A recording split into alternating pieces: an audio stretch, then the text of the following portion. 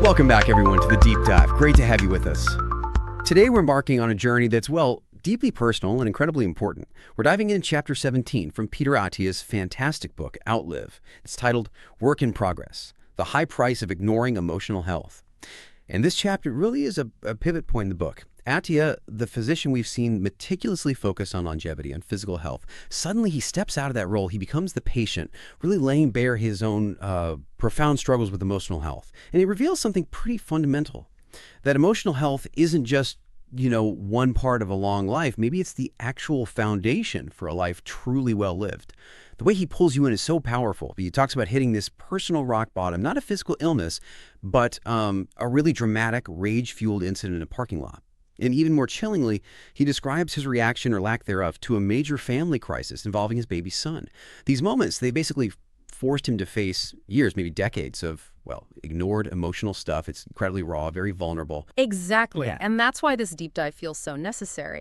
We're not just talking about, vague, feel-good ideas here. We're really looking at the tangible, the physical, sometimes devastating consequences of letting our emotional health slide. That mind-body connection. It's not just a nice phrase. It's absolutely real, with huge implications for our health span, our overall well-being. So let's get into this unraveling he talks about, because it's this story of internal chaos happening despite all the outward signs of success.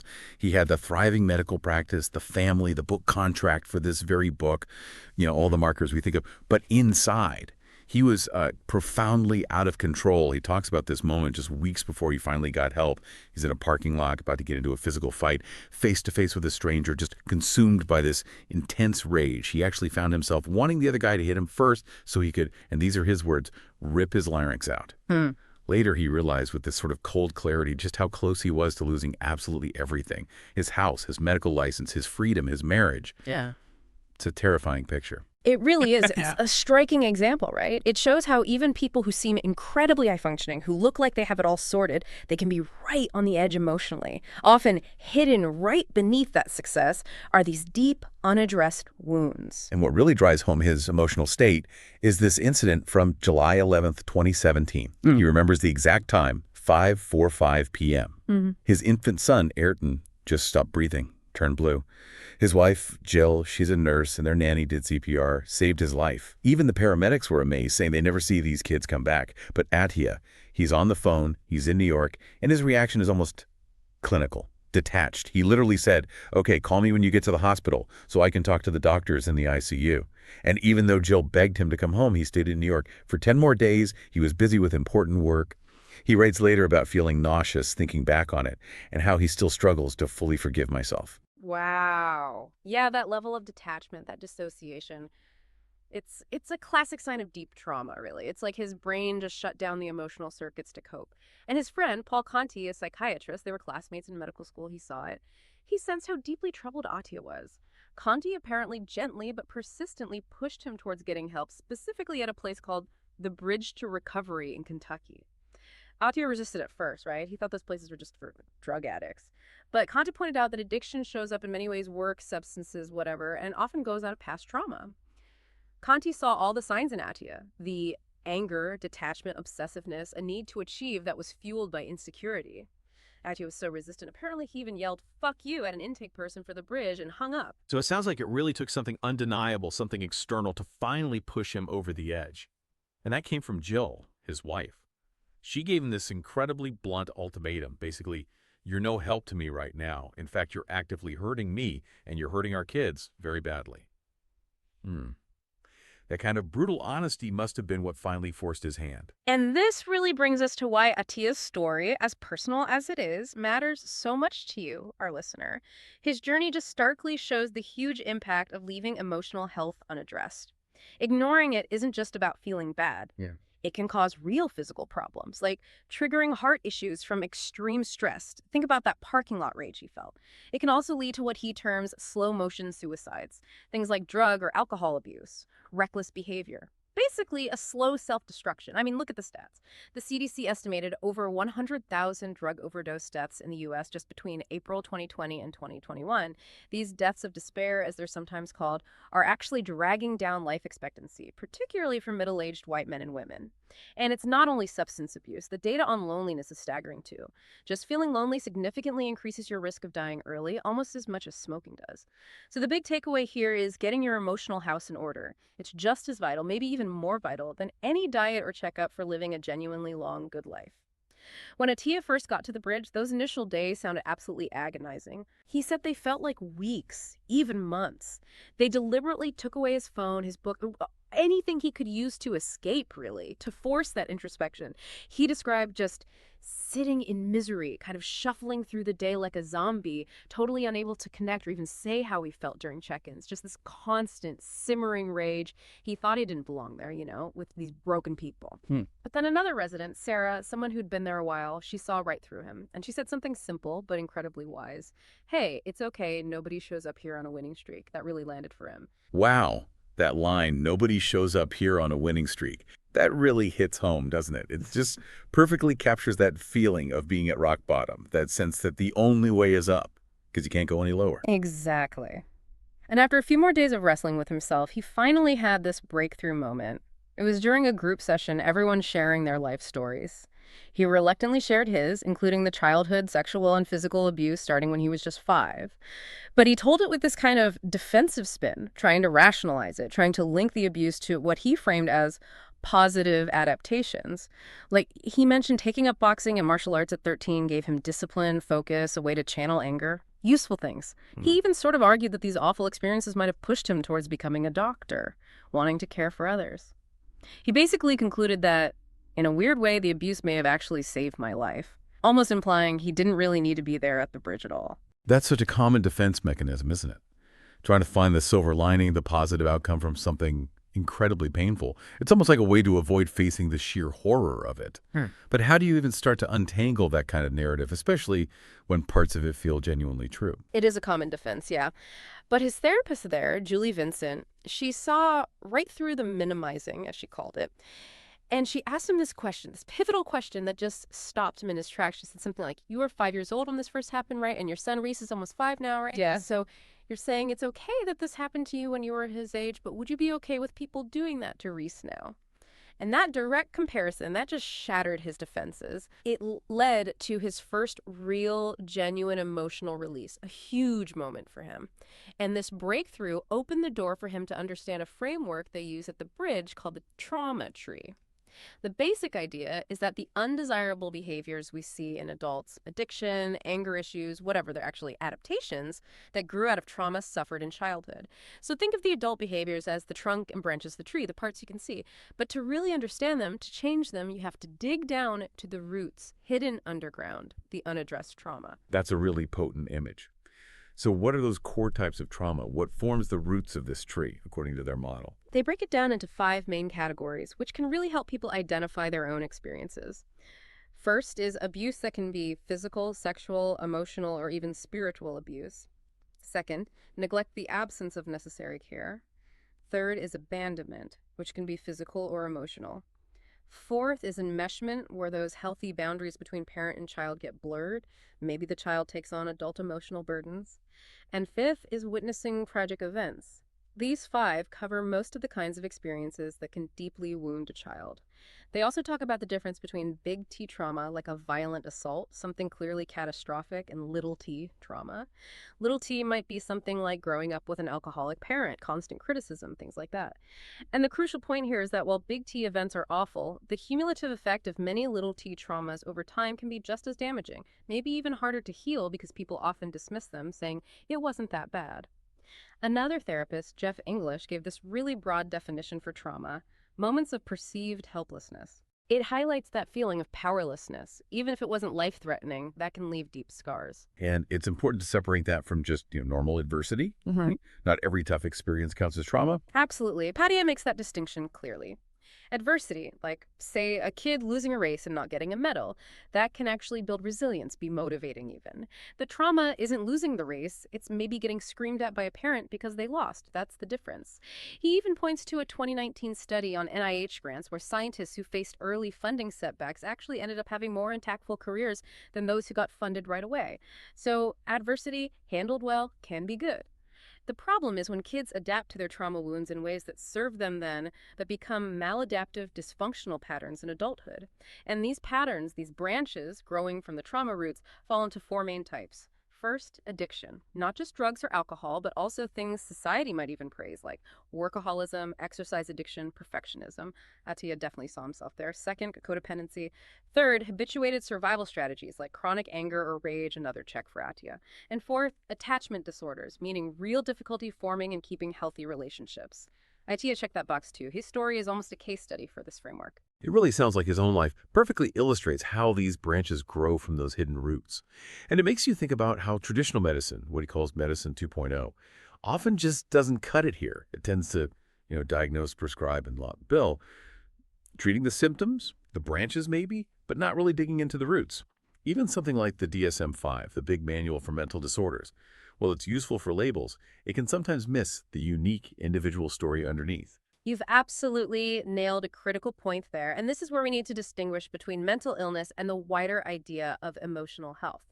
Mental illness usually refers to specific conditions with clear symptoms like clinical depression or bipolar disorder, but emotional health is much broader. It's about how we regulate emotions, handle stress, build relationships, find meaning. Attia didn't necessarily have a textbook mental illness, but his emotional health was profoundly compromised, affecting his happiness, his relationships, even putting his life at risk. And Medicine 2.0 often struggles with this fuzzier, broader area. That's why we need what Attia calls a Medicine 3.0 approach for emotional health. It needs to be proactive, focused on prevention over the long term, and really personalized. It accepts that there's rarely a simple cure or a quick fix. It takes consistent work, just like physical health. So even after leaving the bridge, he wasn't magically fixed. He talks about leaving too early, feeling like he'd made progress, but still battling intense self-hatred and that explosive anger. He mentions snapping an arrow over his thigh after missing a shot in archery practice, his inner Bobby Knight just screaming at him for tiny mistakes, even when he was just cooking dinner.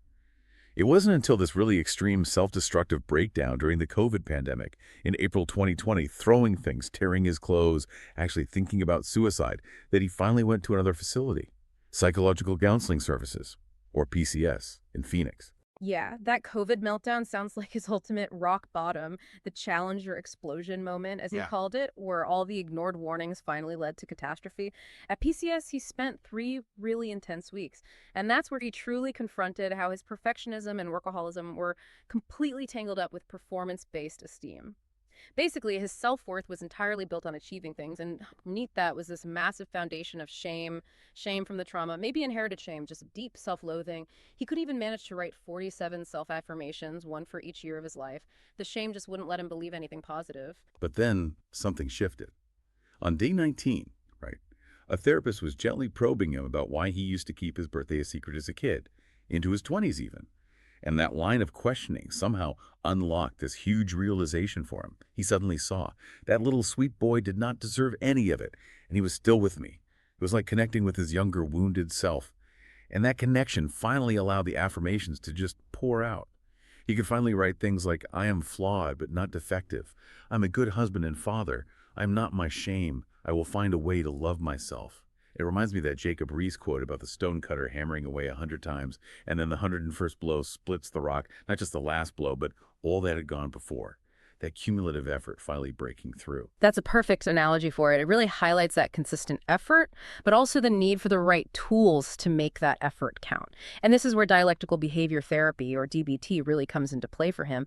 DBT was developed by Marshall Linehan back in the 90s. It's very skills-focused, evidence-based, and the core goal is basically to break the chain reaction. That chain of negative stimulus leads to negative emotion, leads to negative thought, leads to negative action. DBT gives you tools to interrupt that chain. Okay, so let's talk practical tools. What DBT skills did Attia find particularly useful? What can listeners maybe take away here? Well, the big umbrella over all of DBT is mindfulness. It's all about creating that little sliver of space, that pause between something happening and your automatic reaction to it. Like the classic example, someone cuts you off in traffic. Mindfulness is what allows you to notice the anger rising, take a breath and choose your response instead of instantly leaning on the horn or yelling. It helps you grasp that wisdom from Seneca. We suffer more often in imagination than in reality. Or Shakespeare's, there is nothing either good or bad, but thinking makes it so. The huge insight is that cultivating this space gives you back control over your emotional reactions. Another really powerful tool is self-talk transformation. Attia literally recorded voice memos of himself being self-critical after small failures, like messing up in archery. Then he'd consciously think, how would I talk to my best friend if they did this? And he'd practice speaking to himself that way instead. Over time, that harsh, inner Bobby Knight voice started to fade. The lesson: you can actively retrain your inner critic. He also worked a lot on distress tolerance and emotional regulation. He used this visual of a vertical window representing his ability to handle distress. Things like exercise, good sleep, healthy foods, social connection, time in nature, these things widen the window, make you more resilient. While things like overcommitting, saying yes to everything, poor sleep, those compress the window, making you more reactive. It really highlights how much our daily choices impact our emotional capacity. I remember him mentioning some interesting, almost physical tactics, too, for when things get really intense. Yes, exactly. One is abrupt sensory change. Things like splashing ice-cold water on your face, taking a cold shower, or even an ice bath. These things actually stimulate the vagus nerve, which is key to our parasympathetic nervous system, the rest and digest system. It physically calms you down quickly. Slow, deep breathing is another one, like breathing in for 4 seconds, out for 6. Simple, but incredibly effective at calming the nervous system. Then there's a technique called opposite action. This means consciously doing the opposite of what your unhelpful emotion is telling you to do. So if he felt overwhelmed and just wanted to retreat and work, he might force himself to go join his family down by the creek instead. The powerful idea here is that you don't have to wait to feel better before you act differently. Sometimes changing the behavior first can actually change the mood. It's about taking action to shift your state. That's really fascinating, very practical. He also talks quite a bit about physical activity like rucking, right? Absolutely. For him, rucking, basically hiking with a weighted pack or just being active in nature, became a form of walking meditation. It helps cultivate a sense of stillness and lowers physiological stress. There's even research suggesting that just being exposed to the fractal patterns in nature, the repeating shapes in leaves, clouds, coastlines can measurably reduce stress. But beyond these specific techniques, he really emphasizes 2 ongoing, non-negotiable practices for himself. Weekly therapy sessions, though fewer than before, and daily journaling. Journaling helps him process things, articulate feelings. The main point is, maintaining emotional health isn't a one-off fix. It requires consistent, intentional effort. And all this work led to a really profound shift in his perspective, moving away from what the writer David Brooks calls resume virtues towards eulogy virtues. Attia realized his whole life had been about accumulating achievements, the degrees, the jobs, the accomplishments he'd put on a CV. But he went to a funeral for a woman his age who died of cancer, and he listened to what her family said about her. They talked about her character, her kindness, her relationships, how she made people feel the things people remember at a funeral, the eulogy virtues, not her job title. And it hit him hard. He realized he was totally out of balance and needed to fundamentally change his focus to be more relational, more present with my family. And that really is the core message from Attia's whole journey here. That real, lasting change in emotional health is absolutely possible, but it demands that consistent work and progress. And maybe most importantly, it requires believing deep down that you actually deserve better. It means fighting the stigma around this stuff, being willing to be vulnerable. Attia had to first believe he wasn't inherently flawed, wasn't a monster, before he could even start dismantling the old narrative that had almost destroyed him. It's quite a transformation, isn't it? From finding satisfaction primarily in doing, in achieving, to finding it more in just being. Being a good father, a good husband, just a good person. He came to see that this is the whole point of living, and, as he puts it, the whole point of outliving. And maybe a final thought to leave you with, something Attia himself reflects on, is this quote from Paulo Coelho. Maybe the journey isn't so much about becoming anything. Maybe it's about unbecoming everything that isn't really you, so you can be who you were meant to be in the first place. Unbecoming everything that isn't really you. That's powerful. What unbecoming might you need to consider in your own life for greater emotional health, for a more fulfilling existence? Definitely something to think about. We really hope this deep dive into Peter Attia's personal story has offered some valuable insights, maybe some practical tools for your own journey. Thanks so much for joining us, and we look forward to catching you on the next Deep Dive.